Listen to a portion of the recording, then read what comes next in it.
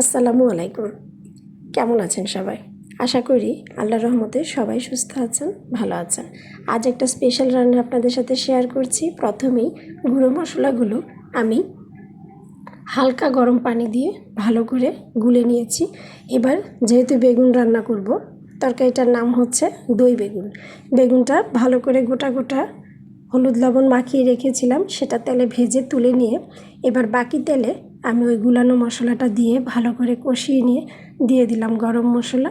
গরম মশলাটাও ভালো করে মিক্সড করে নিয়ে এবার করব 1 চামচ দই পানি দিয়ে ফেটিয়ে নিব। আপনারা ঝোল যতটা ঘন চাবেন বা বেশি চাবেন তত বেশি টক দই ইউজ করতে হবে। এখানে অবশ্যই টক দইটা স্কিপ করা যাবে না। টক দই দেওয়ার পরে আমি পরিমাণ মতো চিনি এবং লবণ দিয়ে ভালো করে কষিয়ে নেব। এই মশলাটা যত সুন্দর করে কষানো হবে তত মজা হবে।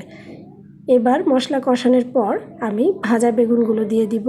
বেগুন যেহেতু ভাজতে ভাজতে সিদ্ধ হয়ে গিয়েছে, তাই আমি খুব একটা পানি দিব না, এই পানিতেই আমার হয়ে যাবে।